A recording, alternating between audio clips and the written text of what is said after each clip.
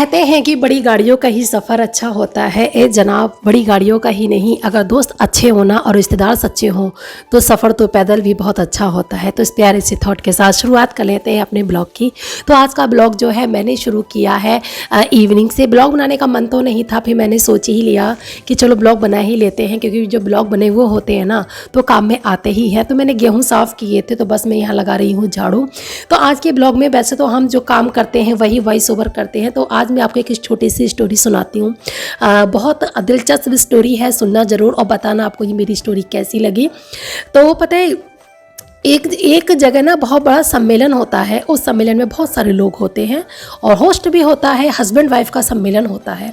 तो वहाँ सब लोग जाते हैं, हस्बैंड वाइफ जाते हैं। तो वहाँ के जो होस्ट होते हैं एक लेडी को स्टेज पे बुलाते हैं और वहाँ एक बोट भी लगा हुआ होता है और उस लेडी से कहते हैं कि तुम एक काम करो, इस बोट पे कम से कम तुम 100 लोगों के नाम लिख दो। और वो लेडी अपने रिश्तेदारों के, अपने जान पहचान वालों के और अपने दोस्तों के सबके नाम उस पे से लिख देती है। तो वो कहता है इसमें से 10 लोगों के नाम मिटा दो, तो वो मिटा देती है।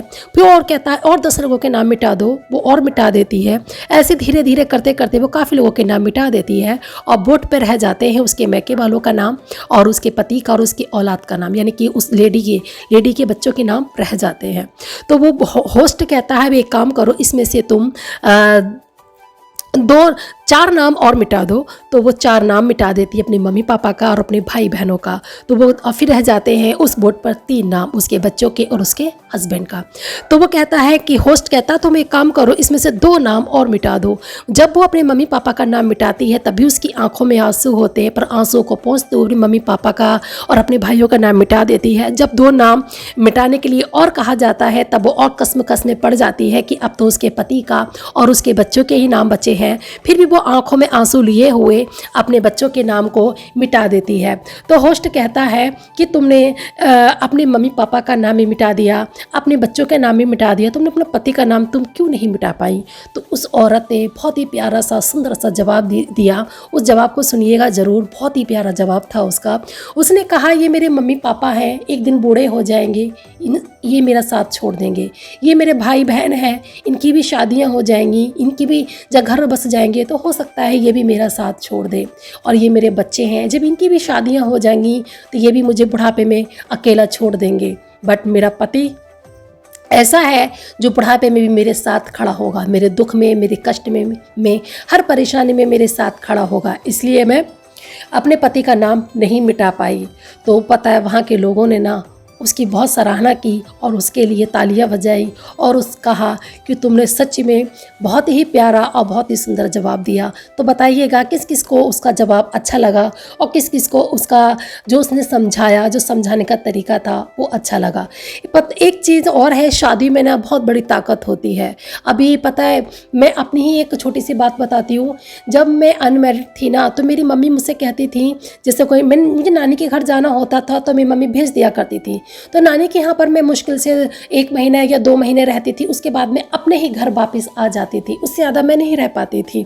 और आज मैं सोचती हूँ कि जब मेरे माँ बाप ने मेरी शादी कर दी, आज मैं पूरी ज़िंदगी एक ऐसे इंसान के साथ बिता रही हूँ जिसको मैं जानती भी नहीं थी और जिसको मैंने देखा भी नहीं था, और न ही जिस परिवार को मैं जानती थी आज वो परिवार मेरे लिए अपने परिवार से, अपने मैके से ज़्यादा मायने रखने लगा। देखिए, मैं ये नहीं कहती कि मैके से ज़्यादा मायने रखने लगा, पर होता है ना कि मैके का मोह तो कभी ख़त्म नहीं होता, भाई बहन का मोह कभी ख़त्म नहीं होता, कभी ख़त्म नहीं होता। सच्ची में मैके से प्यार कभी ख़त्म नहीं होता, पर हो जाता है जहाँ हम रहने लगते हैं वहाँ हमें लगाव ज़्यादा हो जाता है। हिमांशी ब्लॉग में तहे दिल से वेलकम करती हूँ। तो बज रहे हैं शाम के 4 या 4:30 बजे का टाइम हो रहा है। मैंने जस्ट अभी गेहूँ साफ़ करे थे। गेहूँ साफ़ करने में सच्ची बता रही हूँ मुझे 2 से 3 घंटे लग गए।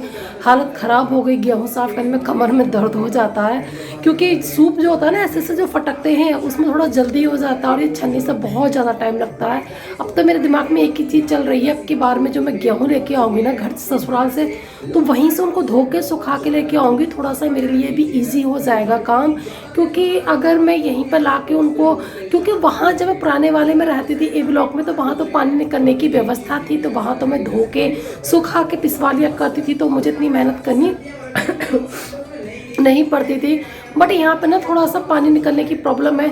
अगर बाथरूम में धोऊंगी तो बाथरूम में जाली में अड़ जाएगा। ये छत पर धोती हूँ ना, तो पता नहीं छत पे पानी निकलने का निकास उन्होंने कैसा बनाया। जो हमसे नीचे रहते हैं ना, उनके नीचे बाहर सब पानी पानी हो जाता। मुझे कैसे पता चला था, क्योंकि हमने अभी उस पर न्यू ईयर पे छत धोई थी ना अपनी, तो मैंने जब छत पे झाँक के देखा तो उनके सारे में पानी पानी हो गया था।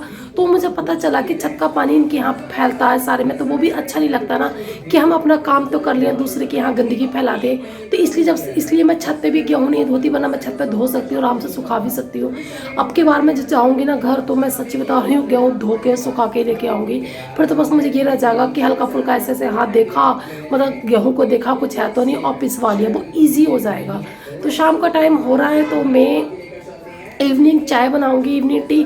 पर मैं अब दूध वाली चाय तो सिर्फ मॉर्निंग में ही लेती हूँ, मैं बनाऊंगी ग्रीन टी। और मिलती हूँ आप लोगों से।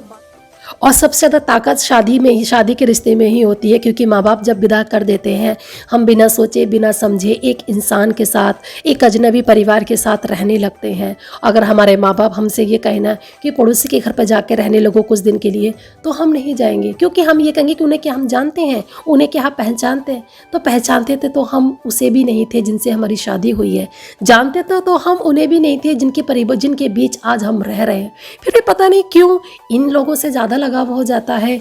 और मैं के जाते हैं, पर बहाना ही होता है हमारे पास कि आज ये त्योहार है, आज वो त्योहार है।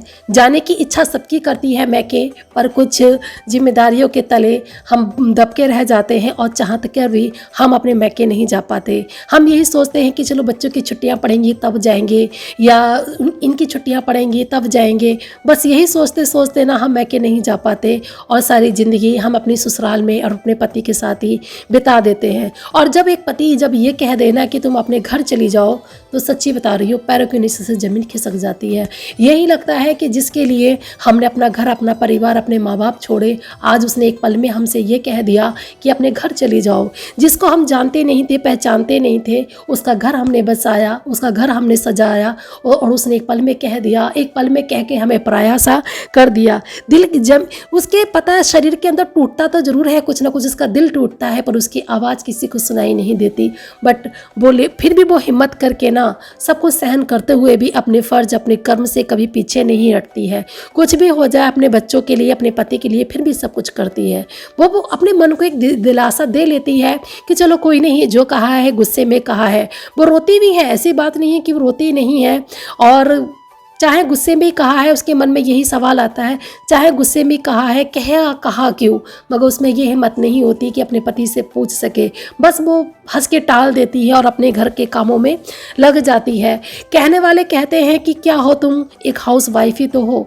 कमाने वालियों से देखो जो बाहर भी कमाती हैं, घर में भी काम करती है। एक बात कहूँ मैं, पता है, चाहे हाउस वाइफ जो है ना, जॉब करने वाली लेडीज से भी ज़्यादा भी काम कर लेगी ना, तब भी उसकी वैल्यू एक हाउस वाइफ की ही होती है। एक हाउस वाइफ ना जॉब करने वाली औरत से ज़्यादा काम करती है, बट उसके काम को कोई नहीं सराहता।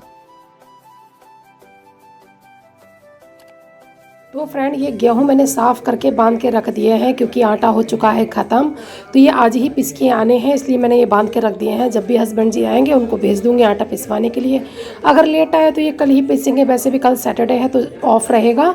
तो आज है फ्राइडे, अगर टाइम से आ गया तो आज ही पिस जाएगा, वरना ये कल ही पिसेगा। तो आज तो फिर चावल खाने पड़ेंगे। अब देखते हैं, चलो पिसता है तो ठीक है, वरना मॉर्निंग है ही पिसवाने के लिए फिर।